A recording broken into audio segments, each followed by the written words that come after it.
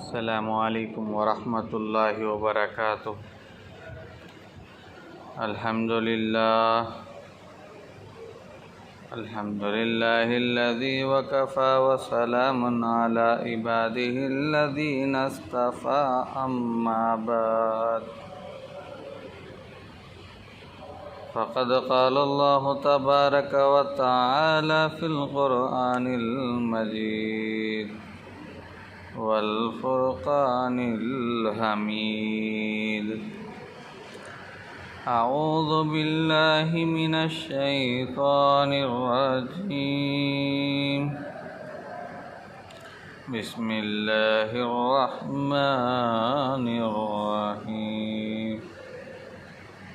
انا انزلناہ فی لیلۃ القدر وما ادراک ما لیلۃ القدر، لیلۃ القدر خیر من الف شہر، تنزل الملائکۃ والروح فیہا بإذن ربہم من کل امر، سلام ہی حتی مطلع الفجر۔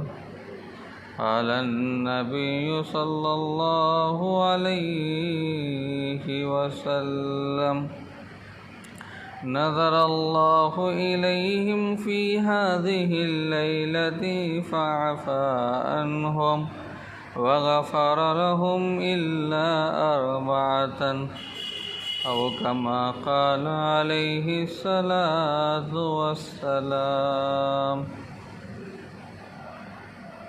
رب اشرح لی صدری ویسر لی امری واحلل عقدۃ من لسانی یفقہوا قولی۔ اللہم صل علی سیدنا محمد وعلى آل سیدنا محمد وبارک وسلم۔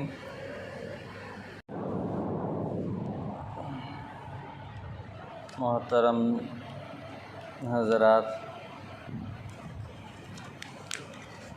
گزشتہ تاخرات میں شب قدر کس طرح سے حاصل کرنا ہے اور اس شب قدر سے کون محروم ہیں، کون مردود ہیں، اس سلسلے میں عرض کر رہا تھا، اور اسی کڑی کو آگے بڑھاتے ہوئے آج یہ بتانا چاہتا ہوں کہ شب قدر سے جو 4 لوگ محروم ہیں،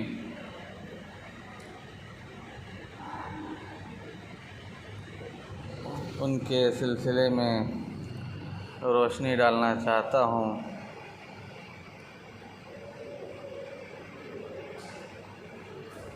ایسے کچھ لوگ بھی ہوتے ہیں، بدنصیب لوگ اور خائب اور خاسر لوگ، جو اپنے گناہوں کی پاداش میں شب قدر جیسی عظیم اور بابرکت رات کی فضیلتوں کے حصول سے اور بالخصوص سب نعمتوں سے اہم چیز مغفرت خداوندی ہے، اس مغفرت خداوندی سے بھی یہ لوگ محروم رہتے ہیں۔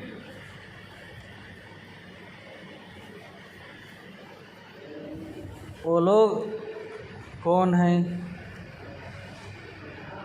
حدیث میں ان کی نشاندہی کیسے کیا گیا ہے، جس سے ان محروم ہونے والوں کے مغفرت سے محروم رہ جانے کے اسباب بھی معلوم ہوتے ہوں، اور ایسے اسباب اور امور کو جو مغفرت سے مانع ہے جن سے ہر صورت میں بچنا ضروری ہو۔ اگر خدا نہ خواستہ کوئی ان اسباب میں مبتلا ہو تو فوراً توبہ کر لیں، اللہ تعالیٰ کی طرف رجوع کریں، ورنہ اس عظیم اور بابرکت رات میں مغفرت حاصل نہیں ہوگی۔ رسول اللہ صلی اللہ علیہ وسلم نے فرمایا کہ شب قدر میں اللہ تعالیٰ کے حکم سے فرشتے زمین پر اترتے ہیں اور ساری رات عبادت میں مشغول رہنے والے لوگوں سے سلام اور مصافحہ کرتے ہیں، اور جو لوگ دعا کرتے ہیں ان کی دعاؤں پر وہ آمین بھی کہتے ہیں۔ ایسے ہی رات گزارتے ہیں صبح تک۔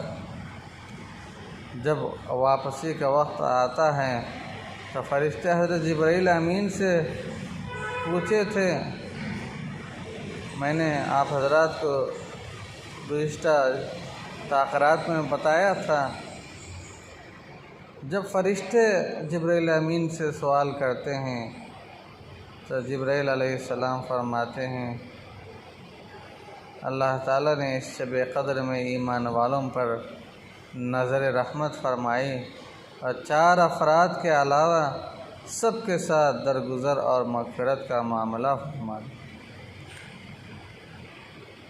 یہ سن کر حضرات صحابہ کرام رضی اللہ تعالیٰ عنہ نے سوال کیا کہ مغفرت سے محروم رہ جانے وہ کون سے 4 کام ہیں، وہ کون سے 4 لوگ ہیں؟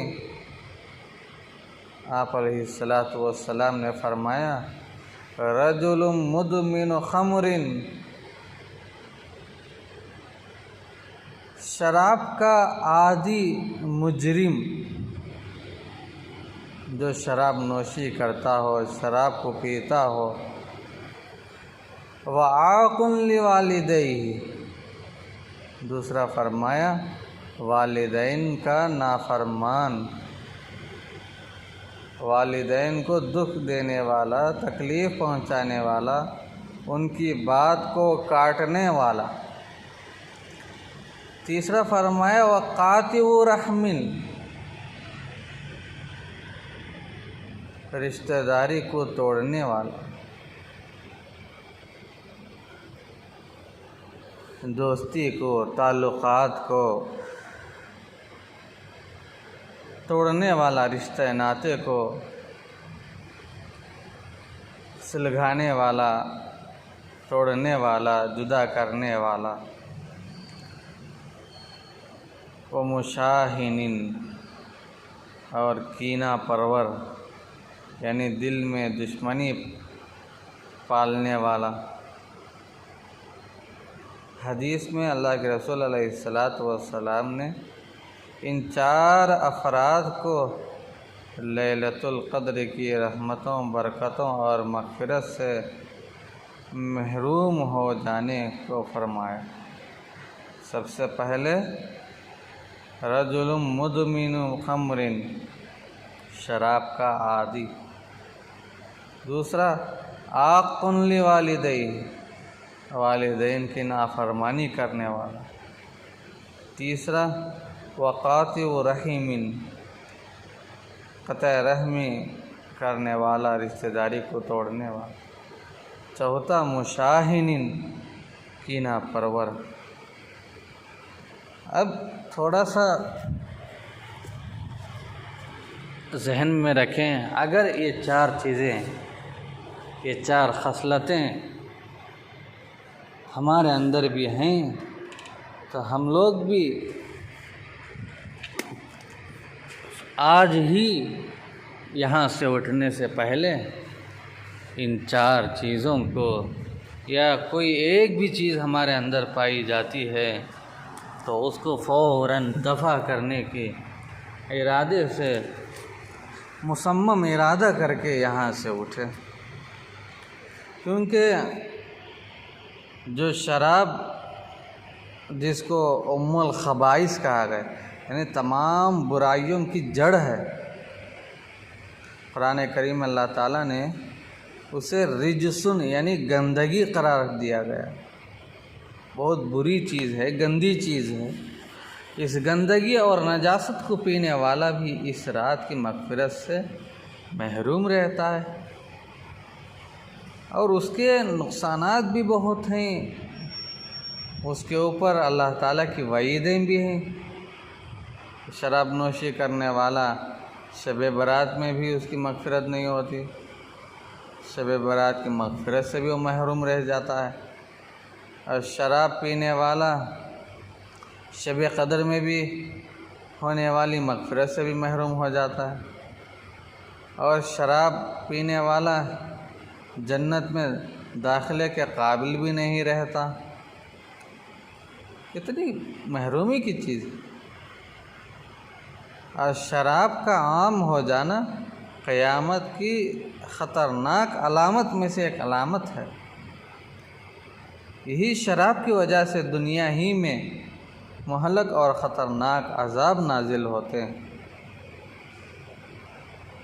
اور ایک حدیث میں فرمایا، شرابی بت پرستی یعنی بتوں کی پرستش کرنے والا، بتوں کی عبادت کرنے والے کی طرح،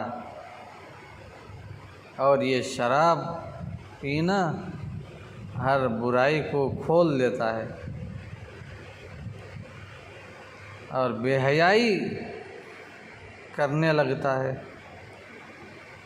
شرابی جس وقت شراب پی رہا ہوتا ہے اس کا ایمان کا نور اس کے چہرے سے زائل ہوتا رہتا ہے، اس کے چہرے پر ایمان کا نور باقی نہیں رہتا،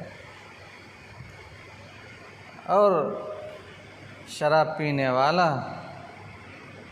اصل میں اسلام کا کڑا اپنی گردن سے اتار دینے کے برابر ہو جاتا ہے۔ اس لیے اتنی خطرناک ہے ایسے چند روزہ زندگی میں بے فائدے کی چیز، نقصان کی چیز، جن کے بارے میں وعیدیں بھی آئی ہوں، نقصانات بھی بتائے گئے ہوں، ایسے چیزوں کے پیچھے ایسے چیز کو اختیار کرنا کتنی بری بات ہے۔ اسی طرح ماں باپ کے ساتھ حسن سلوک کی اتنا زیادہ اہمیت ہے کہ اللہ تعالیٰ نے قرآن مجید میں کئی مقامات پر شرک سے منع کرتے ہوئے اس کے ساتھ ساتھ ہی ماں باپ کے ساتھ اچھا سلوک کرنے کی تعلیم دی، اچھا برتاؤ کرنا، ان کے ساتھ اچھا پیش آنا، اور ان کو اف تک نہیں کہنا، ان کے سامنے آواز کو بلند نہیں کرنا، اس طرح سے تعلیم بھی دی گئی ہے، اور جگہ جگہ تاکید بھی فرمائی گئی ہے۔ اور یہ تاکید کرنا ماں باپ کی اہمیت اور ان کی عظمت کا اندازہ لگا سکتے ہیں کہ کس وجہ سے کہا گیا، ایسے تھوڑی ہی کہا گیا ماں باپ کے ساتھ اچھا سلوک کرو، ان کے ساتھ اچھا برتاؤ کرو۔ یہی وجہ ہے کہ وہ بدبخت اور بدنصیب انسان جس شخص نے والدین کے ساتھ بدسلوکی کرتا ہو اور ان کی آہیں اور بد دعائیں لیتا ہو، ایسا آدمی اس عظیم اور مبارک رات کی مغفرت سے کیوں محروم نہیں ہوتا؟ ماں باپ کو ستانے والا، ان کو رلانے والا، تکلیف پہنچانے والا، دکھ دینے والا نافرمان ایسے بابرکت رات سے محروم ہو جاتا ہے۔ ماں باپ کو ستانے والا کبھی اچھا نہیں ہوتا، نقصان میں رہتا ہے، گھاٹے میں رہتا ہے۔ یہ ماں باپ کو ستانا، ان کے ساتھ بدسلوکی کرنا، یہ بڑے درجے کے گناہوں میں سے بہت بڑے گناہ میں شامل ہو جاتا ہے۔ صرف اتنا ہی نہیں ہے بلکہ ماں باپ کو جو ستاتا ہے اس کے اوپر اللہ کی لعنت، اللہ کی پٹکار بھی اترتی ہے۔ اور ماں باپ کو گالی دینے والا، برا بھلا بولنے والا، اس پر اللہ کی لعنت اترتی ہے۔ جب اللہ کی ناراضگی، اللہ کی لعنت اس کے اوپر اترتی ہے تو کیا وہ اچھا ہو سکتا ہے؟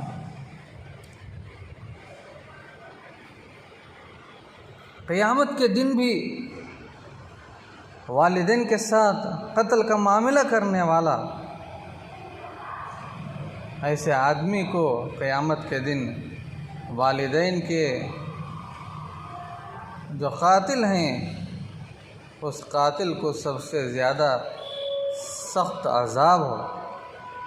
معمولی سے عذاب نہیں ہوگا، کہنا آسان ہے، سننا آسان ہے۔ یہ بھی یاد رکھیں، ماں باپ کو ستانا، نافرمانی کرنا، اس کی سزا صرف آخرت میں نہیں ہے بلکہ اللہ تعالیٰ دنیا ہی میں اس کو دیتے ہیں، مرنے سے پہلے ضرور اس کو ملتی ہے۔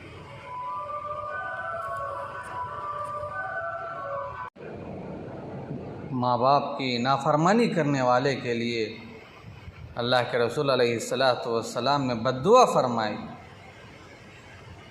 اور میں گزشتہ کل کے جمعہ میں بتایا تھا کہ ماں باپ کو حضرت جبرائیل علیہ السلام نے جب سیڑھی کے اوپر چڑھے تھے، چڑھتے ہوئے بد دعائی کلمات کہا ہے، اسی پر اللہ کے رسول نے آمین فرمایا۔ حضرت جبرائیل امین بھی ان کے لیے بد دعا کی جو ماں باپ کی نافرمانی کرتا ہے۔ اور ماں باپ کی نافرمانی کرنے والا جنت میں جانے کے قابل نہیں رہتا، اور ماں باپ کو ستانے والا جنت کے خوشبو سونگھنے کے قابل بھی نہیں رہتا، نصیب نہیں ہوتی۔ عزیز و دوستو، ماں باپ کی تکلیف، ان کی آہ، ان کو دکھ پہنچانا بہت خطرناک چیز۔ انہوں نے ہمارے لیے کتنی کوشش کی، کیسی محنت کی ہمارے وجود کے لیے، ہمارے جسامت کے لیے، ہماری ترقی کے لیے، لیکن آج ہمیں اس کا بدلہ کیسا دے رہے؟ کہ یہی ہے۔ اور ماں باپ کی نافرمانی کرنے والا شہداء اور صدیقین کے مرتبے سے بھی محروم رہ جاتا ہے۔ کتنی بری بات ہے۔ جو اللہ کے راستے میں شہید ہوئے ہیں اور صدیقین کا جو مرتبہ ہے، ایسے مرتبہ بھی ایسے نافرمان انسان کو نہیں ملتا۔ اس لیے میرے دوستو، ماں باپ کو تکلیف دینے سے بچو، ان کو دکھ پہنچانے سے بچو، ان کی آہٹ سے بچو، کیونکہ ماں باپ کی نافرمانی کرنے والا جہنم میں سخت عذاب میں مبتلا ہوگا۔ یہ ماں باپ کی نافرمانی قیامت کے خطرناک علامات میں سے ایک مہلک علامت ہے، بہت خطرناک نشانی ہے۔ اگر ماں باپ کو ستاتے ہوئے، ماں باپ کی نافرمانی کرتے ہوئے، ان کو دکھ دیتے ہوئے کتنا بھی اچھا کام کرو، کتنا بھی اچھا عمل کرو اس کا فائدہ نظر آئے گا ظاہری طور پر، لیکن وہ فائدہ اس کے لیے کچھ فائدہ نہیں ہوگا بلکہ اس کے لیے نقصان ثابت ہوگا۔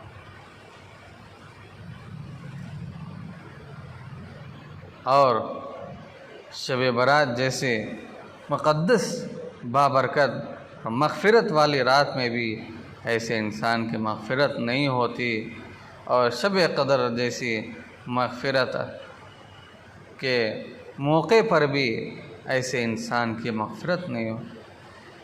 اس لیے ماں باپ کو تکلیف نہ دو، ان کو تکلیف نہ پہنچاؤ، ان سے بد دعائیں نہ لو۔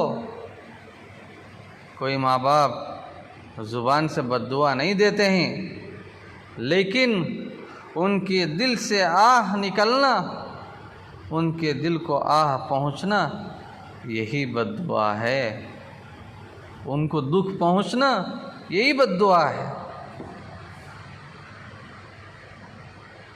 اور جو آدمی رشتہ داری کو توڑتا ہے، تعلقات کو توڑتا ہے، اللہ تعالیٰ نے انسان کے وجود کے ساتھ کچھ ایسے رشتے وابستہ کر رکھے ہیں جن کے ساتھ انسان کو حسن سلوک کی تعلیم دی گئی ہے۔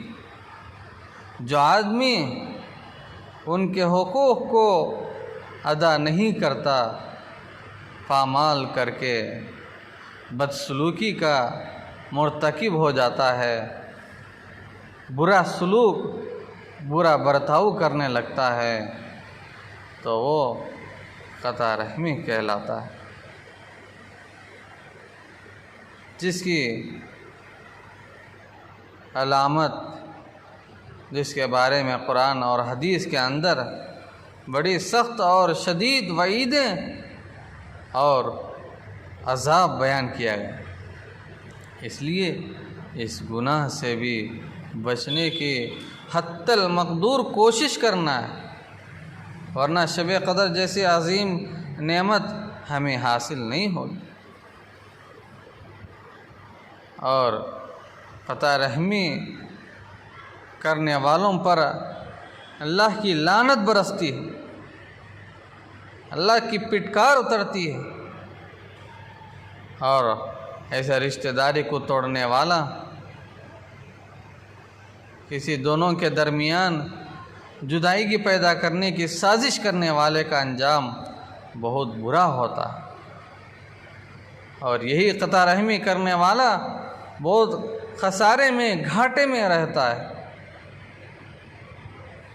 اور ایسے انسان کسی دو آدمیوں کے درمیان، میاں بیوی، ماں باپ، دوستوں کے درمیان دشمنی پیدا کرنے والا، تعلقات کو توڑنے والا، اللہ کی رحمت سے کٹ جاتا ہے، اور جنت میں بھی وہ داخل نہیں ہوگا، جنت کی خوشبو بھی نہیں سونگھ پائے گا۔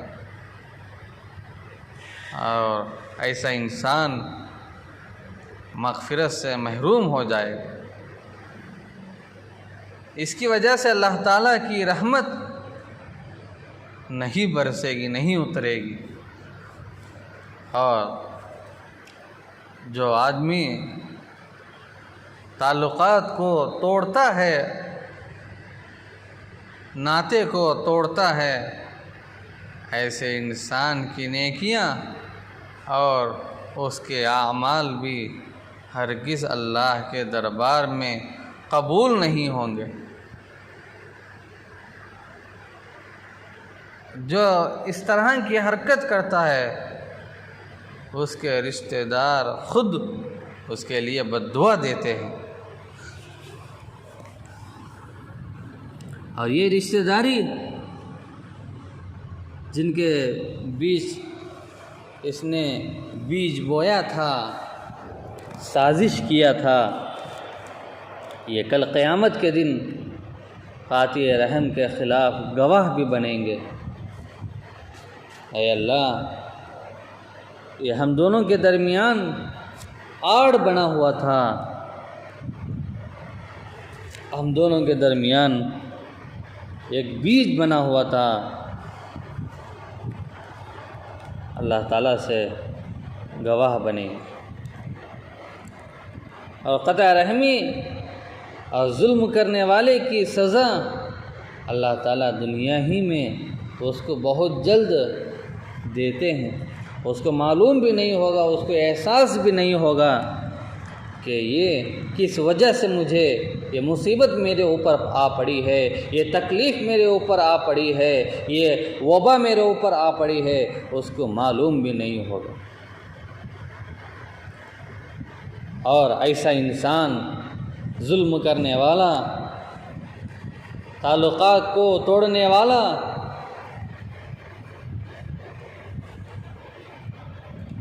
یہ کام اتنا خطرناک ہے کہ یہ توبہ مانگے بغیر اس کی معافی ہرگز نہیں ہوگی۔ جس سے یہ حرکت کیا ہے اس سے معافی مانگے بغیر، اس سے توبہ کیے بغیر، اس سے ہاتھ جوڑے بغیر یہ حرکت، یہ غلطی، یہ گناہ معاف نہیں ہوگا۔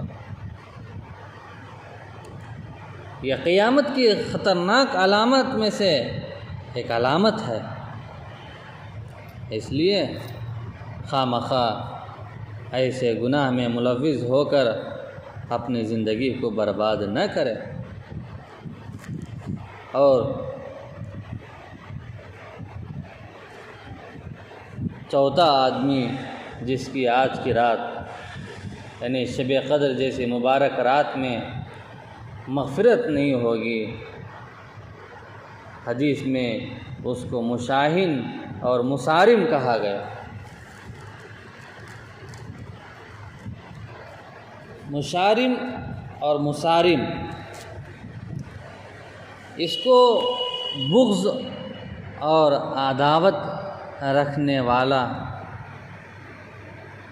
کہتے ہیں، اور اسی کو کینہ پرور بھی کہتے ہیں۔ لیکن دل میں کسی کی دشمنی کو لے کر اس کو نقصان پہنچانے کے لیے کوشش کرتے رہنا، یہ کینہ ہے۔ حدیث کے روشنی میں ایسے انسان کی اس مبارک رات میں بھی مغفرت نہیں ہوتی ہے۔ اس لیے اپنے دل کو ہر طرح کی گندگی سے، برائیوں سے پاک و صاف رکھنا چاہیے، کیونکہ دل کے اندر کسی کے بارے میں بغض رکھنے والا شب برات جیسی مغفرت کے گھڑیوں سے بھی، نعمت سے بھی محروم رہتا ہے، اور دل میں کسی کا کینہ رکھنے والا شب قدر جیسی مغفرت والے لمحات سے بھی وہ محروم رہتا ہے۔ اور دل میں کسی کے بارے میں عداوت، کینہ رکھنے والا ہر پیر اور جمعرات کے دن جو انسانوں کی مغفرت ہوتی ہے، ایسے مغفرت کے دن سے بھی وہ محروم اور بدنصیب ہو جاتا ہے۔ اور یہ دلوں میں بغض، عداوت، کینہ، اس کے جراثیم نسلوں تک منتقل ہوتے ہیں، صرف اسی انسان تک باقی نہیں رہتا ہے، بلکہ اس کی نسلوں میں اس کے جراثیم منتقل ہوتے۔ یہ دشمنی کرنا، عداوت کرنا، بغض کرنا، دین کو موڑ کر رکھ دینا، اس طرح کا حرکت قابل مذمت ہے، قابل نقصان ہے۔ دین کو نقصان پہنچانے سے، دین کو موڑنے سے کیا فائدہ ملے؟ خود کی آخرت برباد ہوگی۔ عزیزان گرامی، اب شب قدر ہم کس طرح سے کیسے اس کو گزاریں؟ کیا کھا پی کر یا پکانے میں یا کھیلنے میں یا بیکار کی باتیں کرنے میں یا فضول کاموں میں مبتلا ہونے میں گزاریں یا کچھ آخرت کے کام کریں؟ کوئی بھی مبارک رات شب قدر ہو یا اس جیسی کوئی بھی بابرکت رات ہو، اگر ایسے مبارک موقعوں پر گھڑیوں میں لمحات میں اپنی طاقت کے مطابق اپنی قوت کے مطابق جس قدر ہو سکے عبادت کا اہتمام کرنا چاہیے، اس لیے کہ عبادت کو کوئی مخصوص اور متعین طریقہ احادیث میں اور روایات سے ثابت نہیں ہے۔ ہم بغیر کسی تعین اور تخصیص کے عبادت میں مشغول رہنا ہے، اپنی آخرت کو بنانے میں لگے رہنا ہے، اس کو زیادہ قیمتی بنانے کی کوشش کرنا ہے۔ جاگ رہے ہیں، ہمارا جاگنا بھی عبادت ہو۔ یہ عبادت کب بنے گا؟ جب ہم کچھ کریں گے، ہم اس کی قدر کریں گے صحیح طریقے سے، تو تب یہ ہمارے لیے نجات کا ذریعہ بنے گا، ہمارے لیے مغفرت کا سبب بنے گا، ہمارے لیے قیمتی بنے جائے گا۔ اور توبہ استغفار زیادہ سے زیادہ کریں۔ یہ سب سے پہلا طریقہ ہے کہ 2 رکعت صلاۃ التوبہ پڑھ کر سچی پکی توبہ کریں، اپنے گناہوں پر شرمندگی اور ندامت کے ساتھ اللہ تعالیٰ سے سچے دل سے معافی مانگے، اللہ تعالیٰ ضرور قبول کریں گے۔ چنانچہ شب قدر کے بارے میں امی جان عائشہ صدیقہ رضی اللہ تعالیٰ عنہا نے جب حضور صلی اللہ علیہ وسلم سے سوال کیا کہ یا رسول اللہ، اگر میں شب قدر پا لوں تو اس میں کیا پڑھوں، کیا کروں؟ تو سرکار مدینہ صلی اللہ علیہ وسلم نے ان کو کوئی بڑا ذکر یا کوئی بڑی نماز اور کوئی بڑی تسبیح پڑھنے کے لیے نہیں کہا، بلکہ ایک مختصر اور آسان دعا بتائی جس میں عفو اور درگزر کی درخواست بتائی گئی۔ اللہم انک عفو تحب العفو فاعف عنی، اے اللہ تو بہت زیادہ معاف کرنے والا ہے، تو معافی کو پسند کرتا ہے، مجھے معاف فرما۔ اللہ کے رسول نے دعا بتائی کہ اس کو کثرت سے پڑھا کرو۔ تو معلوم ہوتا ہے کہ اس بابرکت رات میں سب سے بڑا کام جو نادانی کی وجہ سے لوگ اکثر نہیں کرتے ہیں،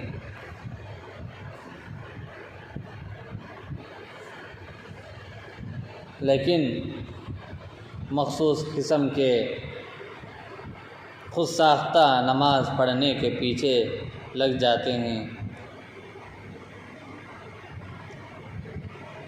اپنے ماضی کی زندگی پر سچے دل سے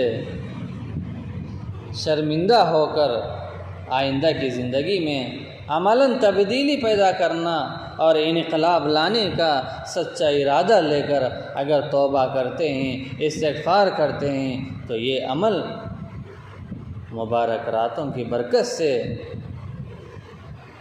اللہ کی برکت کو، اللہ کی نعمت کو سمیٹنے کا سبب بنتا ہے اور ہمارے لیے نفع بخش ہوتا ہے۔ اور توبہ کرتے ہیں، توبہ مانگتے ہیں، لیکن کبھی ہم نے یہ نہیں سوچا کہ میں نے جو توبہ کیا ہے، میں نے جو اللہ سے معافی مانگی ہے، کہ وہ اللہ سے قبول ہوئی ہے یا نہیں ہوئی ہے۔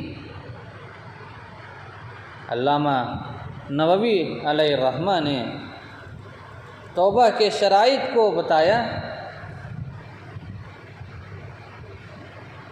جس پر توبہ موقوف ہو جاتی ہے، یعنی اس کے بغیر توبہ حقیقی اور سچی توبہ نہیں ہوتی۔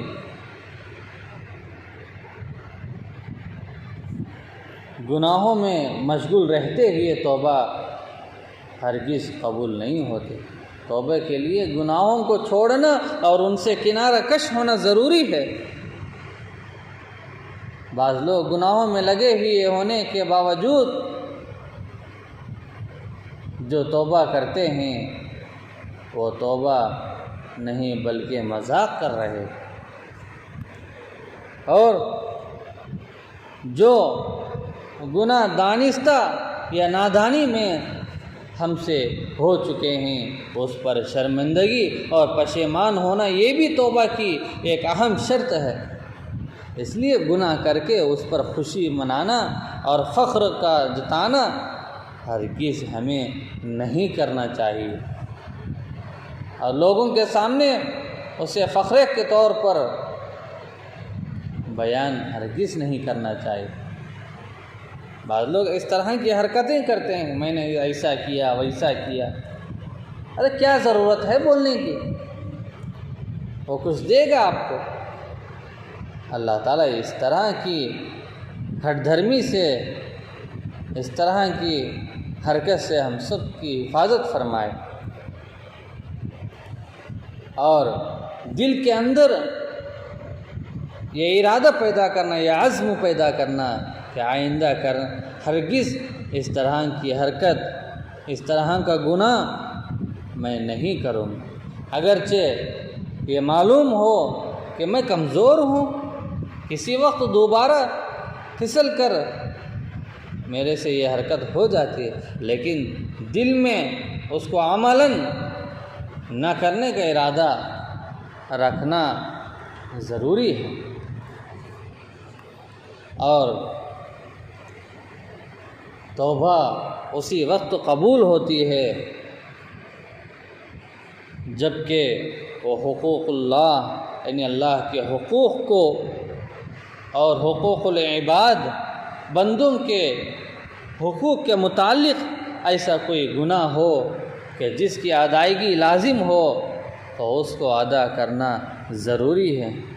یعنی کسی کا مال دبا رکھا ہو تو صرف توبہ کرنے سے معاف نہیں ہوگا، جب تک کہ وہ اس کو ادا نہ کر دے یا اس کو معاف نہ کروائیں، اور اسی طرح کسی کو تکلیف پہنچائی یا کسی کے حق تلفی کی تو صاحب حق سے معافی مانگنا ہے، معافی مانگے بغیر توبہ قبول نہیں ہوگی۔ اسی طرح نمازیں نہ پڑھی ہوں، زکوٰۃ ادا نہ کیا ہو، یا کوئی بھی شرعی فرائض یا واجبات کی ادائیگی واجب الذمہ ہو تو توبہ کے ساتھ ساتھ اس کو ادا کرنا ضروری ہے، تبھی ہماری توبہ اللہ کے دربار میں قبول ہو۔ ابھی ایک صاحب پوچھ رہے تھے کہ قضا نماز کیسے ادا کرے، تو اس سلسلے میں ایک دو بات بتاتا ہوں، اس کا طریقہ بھی بتاتا ہوں، غور سے سنیں۔ ہماری زندگی میں جو نمازیں ادا کرنے سے باقی ہو رہ گئی ہیں ان کی قضا ہر صورت میں ضروری ہے۔ اگر اس کی قضا نہ کرے تو کل قیامت کے دن اس کا حساب دینا پڑے گا۔ اور توبہ کی شرائط میں جیسا کہ ابھی میں نے بتایا کہ شرعی واجبات کو ادا کرنا بھی ضروری ہے، اور ان سے باز ہو جانا، سبکدوش ہونا بھی ضروری ہے۔ اس لیے توبہ کی تکمیل کی نیت سے زندگی بھر کی نمازوں کا حساب کر کے پہلی فرصت میں ان کی قضا کرنا ہے، اس کی فکر کرنی، اور مبارک راتوں میں نفلی عبادتیں اور مشغول ہونے سے روکنے والی چیزوں سے، مانع کرنے والی چیزوں سے بچنا ضروری ہے۔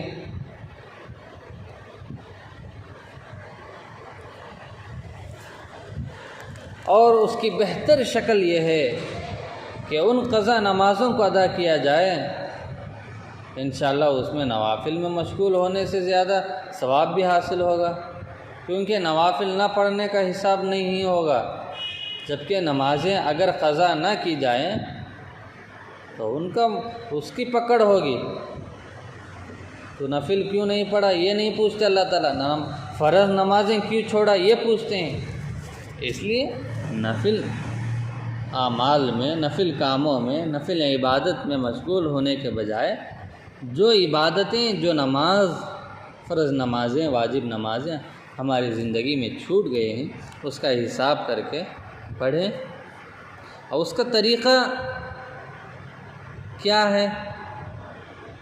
اس کا طریقہ یہی ہے کہ بالغ ہونے کے بعد سے لے کر اب تک جتنی نمازیں چھوٹ گئی ہیں ان سب کا حساب کریں۔ اگر حساب کرنا ممکن نہیں ہے تو ظن غالب کے مطابق، یعنی فلاں تاریخ سے فلاں تاریخ کے ایک اندازے سے تخمینہ لگا لیں، اندازہ کر کے اسے کہیں لکھ لیں، اس کے بعد قضا نماز پڑھنا شروع کریں۔ پتہ نہیں ہے کب سے چھوٹ گئی ہے، کون سی چھوٹ گئی ہے، کہاں سے چھوٹ گئی ہے، تو ایک تاریخ متعین کر لے۔ ذہن میں جو گمان ہوتا ہے کہ مثال کے طور پر جنوری کے 3 تاریخ سے میری نمازیں چھوٹ گئی ہیں، اس میں آسانی کے لیے ایسا بھی کر سکتے ہیں کہ ہر وقت کی نماز کے ساتھ ساتھ وہی نماز قضا بھی پڑھ جائے۔ وقت پر نمازیں تو پڑھتے ہیں، اس کے ساتھ اسی وقت کی نماز جو اس سے پہلے چھوٹ گئی اس کی قضا کر لیں، اور جتنی نمازیں قضا ہوتی جائیں انہیں لکھ کر رکھیں، ریکارڈ رکھیں، اور جتنی نمازیں تم قضا کرتے ہیں اس کو اس ریکارڈ سے کاٹیں۔ اس سے انشاءاللہ مہینے میں 1 مہینے کی اور سال میں 1 سال کی نمازیں بڑی آسانی کے ساتھ قضا ہو جائے گی۔ اور قضا نمازوں میں نیت کرنے کا یہ آسان طریقہ ہے کہ ہر نماز میں مثلاً فجر کی نماز قضا کرتے ہیں تو یہ نیت کریں کہ میں اپنی تمام فوت شدہ نمازوں میں جو پہلی فجر کی نماز ہے اس کی قضا کرتا ہوں۔ یاد ہو گیا؟ نہیں ہوا؟ اور ایک بار سن لو، یاد ہو جائے۔ میں اپنی تمام فوت شدہ نمازوں میں جتنے میرے نمازیں اب تک چھوٹ گئے ہیں ان نمازوں میں سے پہلی فجر کی نماز پڑھتا ہوں اور اس کی قضا کرتا ہوں۔ اس طرح سے نیت کرنا، کیونکہ ہر پہلی نماز قضا کر لینے کے بعد اس سے اگلی خود بخود پہلی بن جائے گی۔ یا یوں بھی نیت کر سکتے ہیں، میں اپنی تمام فوت شدہ نمازوں میں جو آخری فجر کی نماز ہے اس نماز کی قضا کرتا ہوں۔ سمجھے؟ مطلق نیت ہو۔ اس طریقے سے، اس طرح سے بھی نیت کر سکتے ہیں۔ اگر اس طریقے سے نیت کرتے ہیں تو جب آخری نماز ہماری قضا ہوگی تو اس سے پہلے والی نماز خود بخود وہ آخر نمازیں بن جائے گی، اور اس طرح سے اس رات کو گزارنا ہے۔ اور ایسے موقع پر بھی ہمیں جماعت کا اہتمام نہ کریں تو ہمارا آنا کیا فائدہ ہو۔ ابھی میں دیکھ رہا تھا، جب میں آیا مسجد کے اندر داخل ہوا تو بعض لوگ وضو خانے میں بیٹھے ہوئے ہیں، بعض لوگ استنجا خانے کے پاس کھڑے ہوئے ہیں، بعض لوگ پکانے میں مشغول ہیں۔ ارے ماحول بھی سیدھا نہیں ہے، پابندیاں بھی ہیں، تو باہر کھڑنے کی کیا ضرورت ہے؟ اس طرح کی حرکت صحیح نہیں ہے۔ کم از کم مغرب اور عشاء کی نماز اور فجر کی نماز جماعت کے ساتھ پہلی صف میں خشوع اور خضوع کے ساتھ ادا کرنے کا اہتمام کرنا ہے۔ ویسے تو ہر نماز جماعت کے ساتھ پڑھنا ہے، پہلی صف میں پڑھنا ہے، کوشش کرنا ہے، کیونکہ جماعت کے ساتھ ان نمازوں کو ادا کرنے والا بھی رات کی عبادت سے ہرگز محروم نہیں رہے گا۔ اللہ کے رسول علیہ السلام کی حدیث ہے، من صلی العشاء فی جماعت فکأنما قام نصف اللیل، جس نے عشاء کی نماز جماعت کے ساتھ ادا کیا اس نے گویا آدھی رات عبادت کیا۔ ومن صلی الصبح فی جماعت فکأنما صلی اللیل کلہ، اور جس نے صبح کی نماز جماعت کے ساتھ ادا کیا اس نے گویا پوری رات نماز پڑھی۔ خواہ بہانے بتاتے ہیں کہ حضرت میں نے جاگنے کی رات ہونے کی وجہ سے، طاق رات ہونے کی وجہ سے رات میں عبادت میں مشغول تھا، رات میں خدمت میں مشغول تھا، رات میں تیاریوں میں مشغول تھا، اس لیے فجر نماز نہیں پڑھ سکتا۔ ارے وہ فرض نہیں ہے، اس کا ثواب بھی نہیں ملے گا، جبکہ تم اللہ کا حکم کو توڑ رہے ہو۔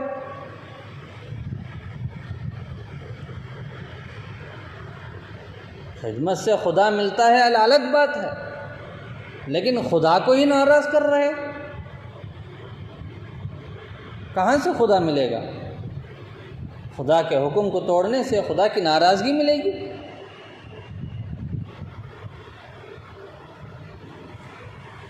اس لیے عزیزان گرامی، میں آپ حضرات سے درخواست کرتا ہوں کہ ان مبارک راتوں کو قیمتی بنائیں، جتنا ہو سکے زیادہ سے زیادہ اجر و ثواب پر قائم رکھے اور اچھے اعمال کرنے کا خوب اہتمام کریں، کیونکہ اس میں کم وقت کے اندر زیادہ سے زیادہ نیکیوں کا ذخیرہ ہم لوگ جمع کر سکتے ہیں۔ جب تک انسان چاہتا ہے ہو سکتا ہے۔ اسی لیے ایک شاعر نے کہا، تو چاہے تو 1000 راستے، تو نہ چاہے تو 1000 بہانے۔ صحیح ہے، انسان چاہتا ہے تو 1000 راستے کھول سکتا ہے، اگر انسان نہیں چاہتا ہے تو 1000 راستے بند کر سکتا ہے۔ اور نوافل کا بھی اہتمام کریں، ذکر و اذکار کا بھی اہتمام کریں، کیونکہ ایک عظیم عمل مغرب کی نماز کے بعد اوابین کی نماز پڑھنے کا بہت اہم عبادت ہے، اہم کام ہے، جس کی کم از کم 6 اور زیادہ سے زیادہ 20 رکعت بھی پڑھ سکتے ہیں۔ آپ کوشش تو کریں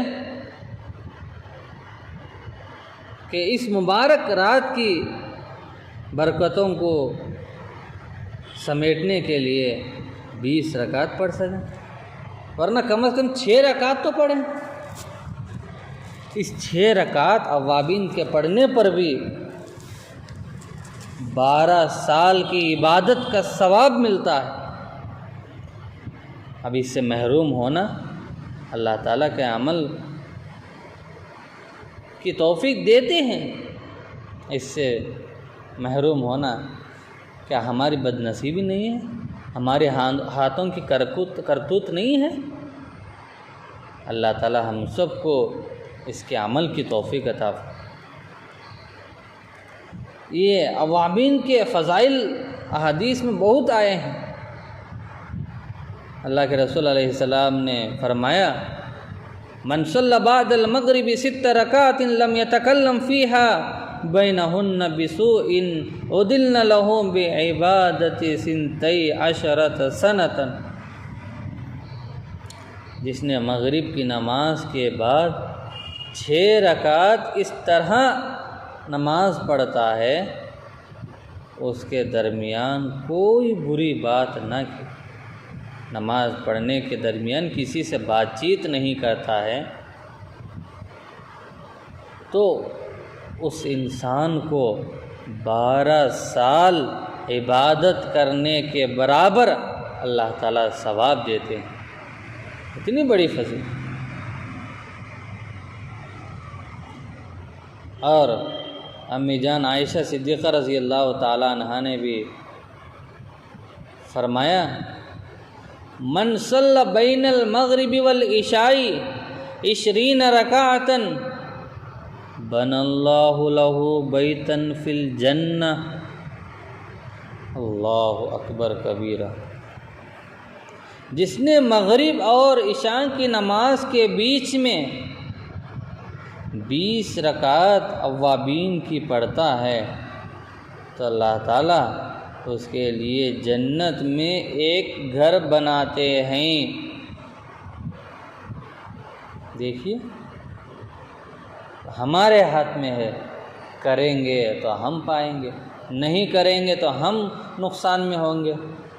من جد وجدہ، جس نے کوشش کرتا ہے وہ پا لیتا ہے، من لا جدہ گھدا، جو کوشش نہیں کرتا بس انڈا ملتا ہے اسے۔ اللہ اکبر۔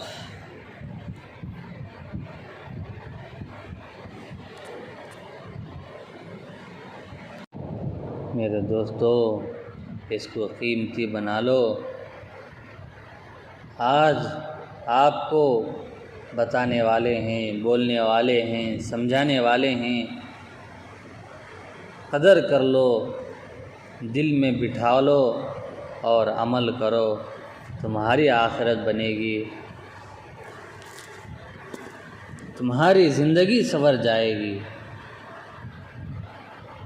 ورنہ کل قیامت کے دن پچھتانے سے، افسوس کرنے سے کچھ فائدہ نہیں۔ صلاۃ و تسبیح کا بھی اہتمام کرو اس رات میں، بہت عظیم الشان عمل ہے۔ احادیث میں اس سلسلے میں بہت کثرت سے اس کے فضائل بیان کیے گئے۔ صلاۃ و تسبیح کی نماز معمولی نہ سمجھو، یہ ایک ایسی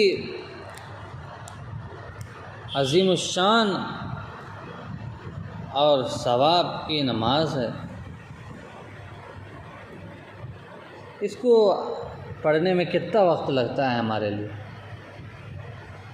زیادہ سے زیادہ 20 سے 25 منٹ لگتے ہیں، لیکن اس کی فضیلت اس قدر زیادہ ہے کہ اگر پورا دن بھی لگ جائے تو وہ مہنگا اس کے برابر نہیں ہوتا۔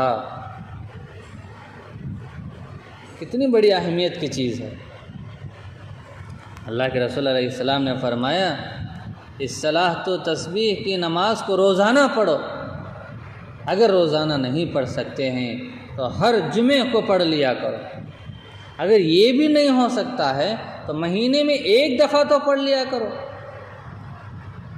اور یہ بھی نہیں ہو سکتا ہے تو سال میں 1 مرتبہ تو پڑھا کرو، اور یہ بھی نہیں ہو سکتا ہے تو کم از کم پوری زندگی میں ایک مرتبہ تو پڑھا کرو۔ میرے عزیز دوستوں بزرگوں، اللہ تعالیٰ نے کتنی آسانیاں بتائی، کتنا آسان طریقہ بتایا۔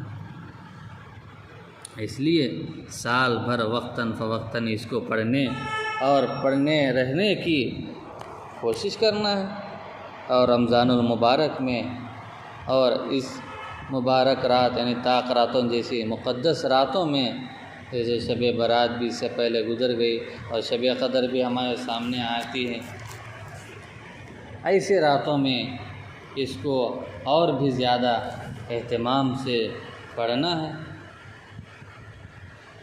یہ ہمارے لیے کوئی مشکل نہیں ہے، بس دل میں نیکی کے حاصل کرنے کے شوق اور اللہ تعالیٰ کی محبت ہوتی ہے تو کام کرنا آسان ہو جاتا ہے، پھر خود ہی مشقت برداشت کرنا اس کے لیے آسان ہو جاتا ہے۔ اللہ تعالیٰ ہم سب کو صلاۃ التسبیح کی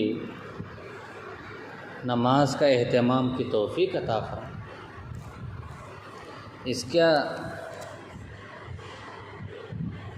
اس کے فضائل احادیث میں بہت آئے ہیں۔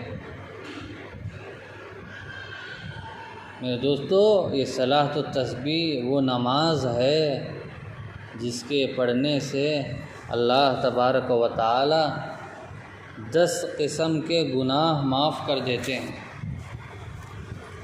کتنے قسم کے؟ 10 قسم کے۔ اگلے گناہ، پچھلے گناہ، پرانے گناہ، نئے گناہ، غلطی سے کیے ہوئے گناہ، کتنے ہوئے؟ 5۔ جان کر کیے ہوئے گناہ، چھپ کر کیے ہوئے گناہ، کھلم کھلا کیے ہوئے گناہ، چھوٹے گناہ، بڑے گناہ۔ حدیث میں اللہ کے رسول علیہ السلام نے بتایا، اللہ تعالیٰ 10 قسم کے گناہوں سے معاف کر دیتے ہیں، بخش دیتے ہیں۔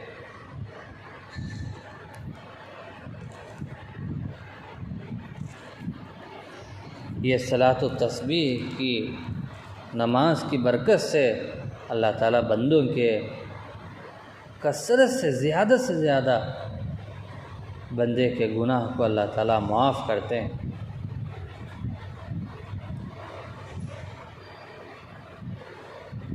اگر انسانوں کی تعداد سے بھی زیادہ ہمارے گناہ ہو تب بھی اللہ تعالیٰ ان گناہوں کو معاف کرتے ہیں۔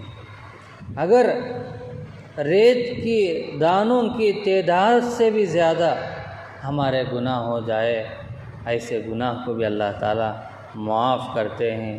سمندر کے جھاگ کے سے بھی زیادہ ہمارے گناہ ہو تب بھی اللہ تبارک و تعالی معاف کرتے ہیں۔ ستاروں کی تعداد سے بھی زیادہ ہمارے گناہ ہو تب بھی اللہ تبارک و تعالی معاف کرتے ہیں۔ قطروں کی تعداد سے بھی زیادہ ہمارے گناہ ہو تب بھی اللہ تبارک و تعالی معاف کر دیتے ہیں۔ دنیا کے اندر جتنے ایام ہے ان ایام سے بھی زیادہ ہمارے گناہ ہوں تب بھی اللہ تبارک و تعالی معاف کر دیتے ہیں۔ یہ کب ہوگا؟ جب ہم صلاۃ التسبیح نماز پڑھ کے اللہ سے مانگتے ہیں۔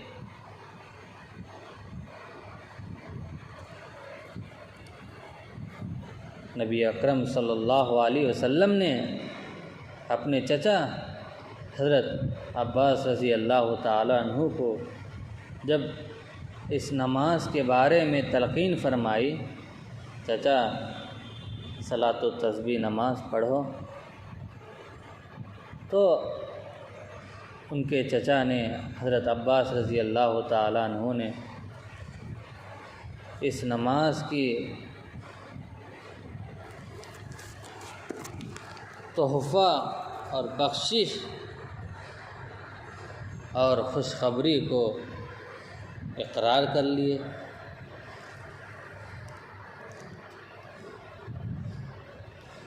بطور تحفے کے بخشش کے اللہ کے رسول نے ان کو دیے، انہی کی بدولت سے اللہ کے رسول صلی اللہ علیہ وسلم نے ہم کو بھی دیے۔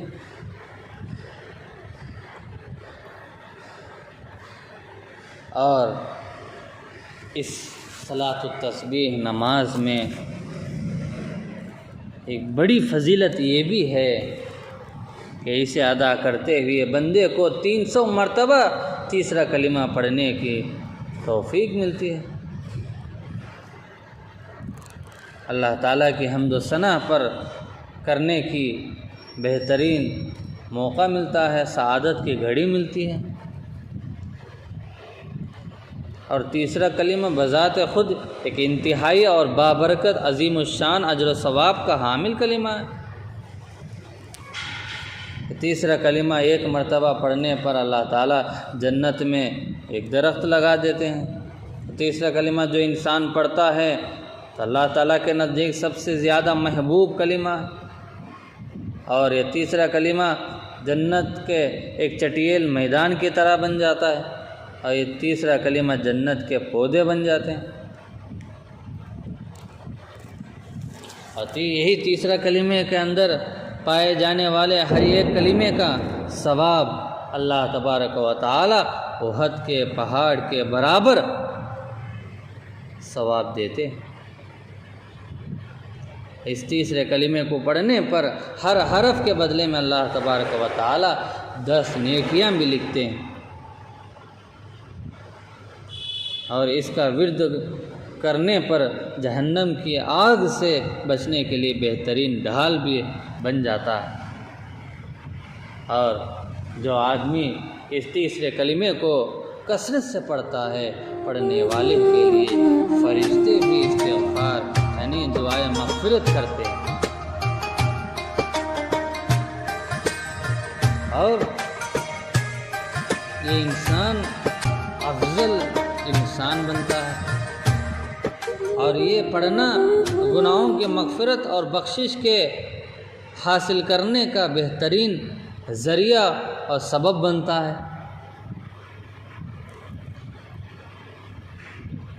اور تیسرا کلمے کا ہر کلمہ صدقہ کرنے کے برابر ثواب رکھتا ہے۔ اور یہی تیسرا کلمہ کل قیامت کے دن انسان کا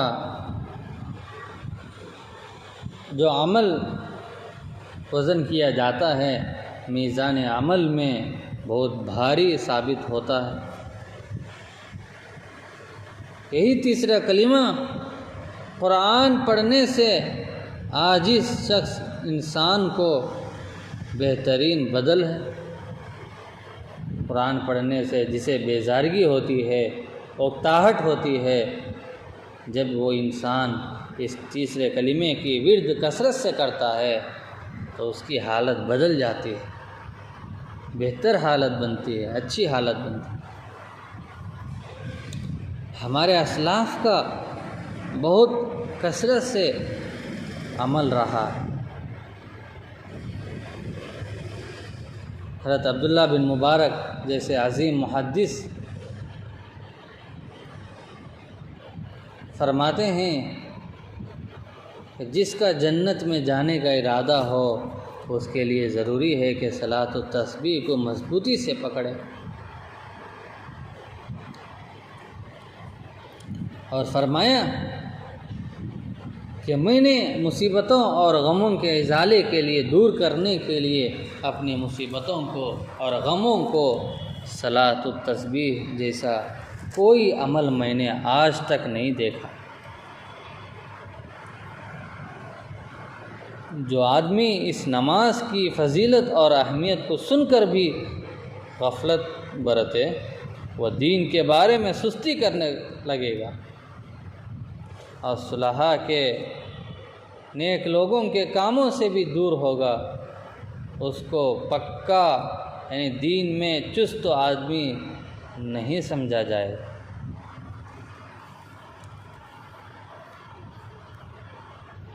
وقت بھی بہت زیادہ ہو رہا ہے، میں بس اس کا طریقہ بتا کے میں اپنی بات کو سمیٹتا ہوں۔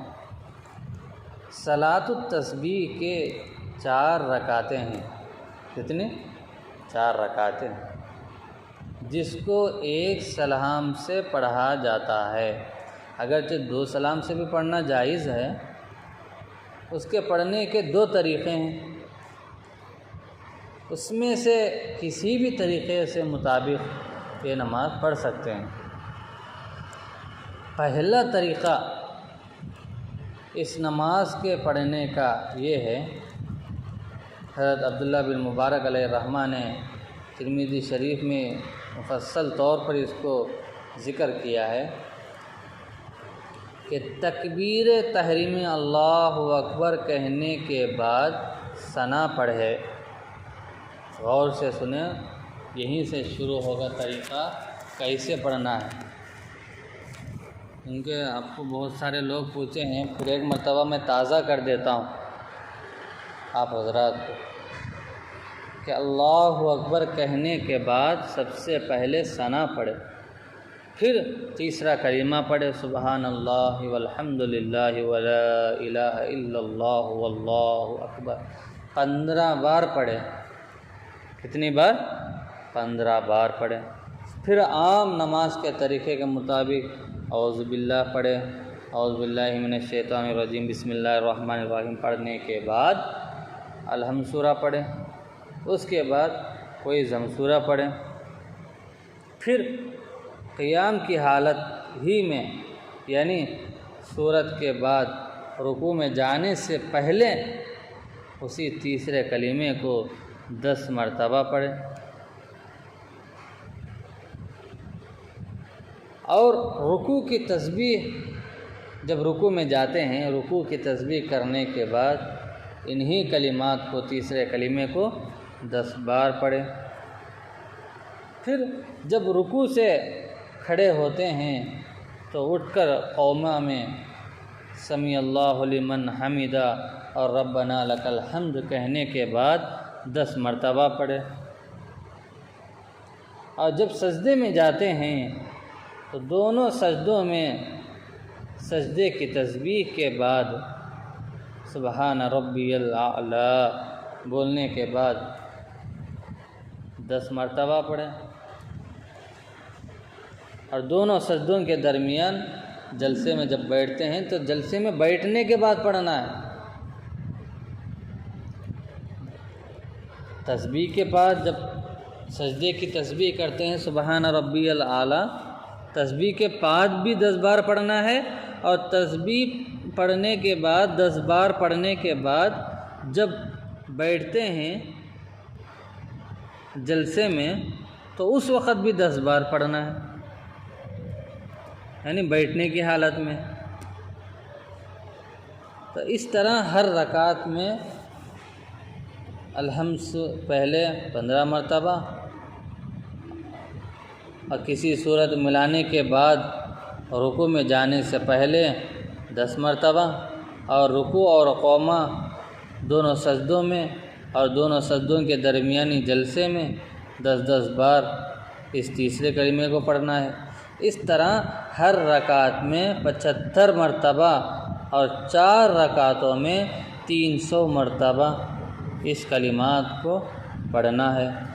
اور اگر ان کلمات کے بعد ولا حول ولا قوت الا باللہ العلی العظیم بھی پڑھیں گے بہت اچھا ہے، بہتر ہے، ضروری نہیں ہے، ملا لیے تو بہتر ہے، کیونکہ اس سے ثواب میں اور اضافہ ہوتا ہے۔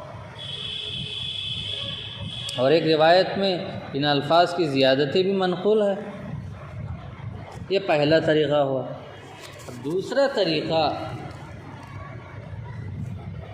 یہ ہے کہ ثنا کے بعد الحمد شریف سے پہلے کسی رکعت میں ان کلمات تسبیح کو نہ پڑھیں، بلکہ ہر رکعت میں الحمد اور سورت پڑھنے کے بعد رکوع میں جانے سے پہلے 15 بار پڑھیں، اور رکوع اور قومہ اور دونوں سجدوں اور جلسے میں بالترتیب 10 بار پڑھے۔ اور دوسرے سجدے کے بعد بیٹھ کر یعنی جلسے استراحت جسے کہتے ہیں اس میں بھی 10 مرتبہ پڑھیں۔ اس طرح ہر رکعت میں 75 مرتبہ پڑھیں اور دونوں قعدوں میں التحیات سے پہلے پڑھ لیں۔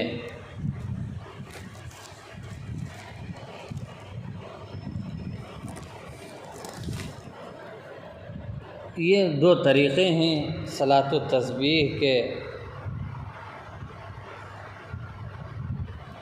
اطمینان سے، ایک سوئی سے دل لگا کر، دماغ کو لگا کر، دھیان کے ساتھ، توجہ کے ساتھ اگر پڑھیں گے تو اللہ تبارک و تعالی ضرور اس کو قبول کریں گے، اور اس کے جو فوائد ہیں، اس کے جو برکات ہیں، اس کا جو ثواب ہے، اس کو بھی اللہ تبارک و تعالی ضرور عطا فرمائیں گے۔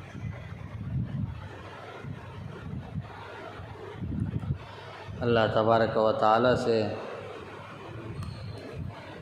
دعا بھی کریں، اللہ تعالی ہمیں صلاۃ التسبیح پڑھنے کی، اہتمام سے پڑھنے کی توفیق خیر عطا فرمائے، اور تہجد کا بھی اہتمام کریں۔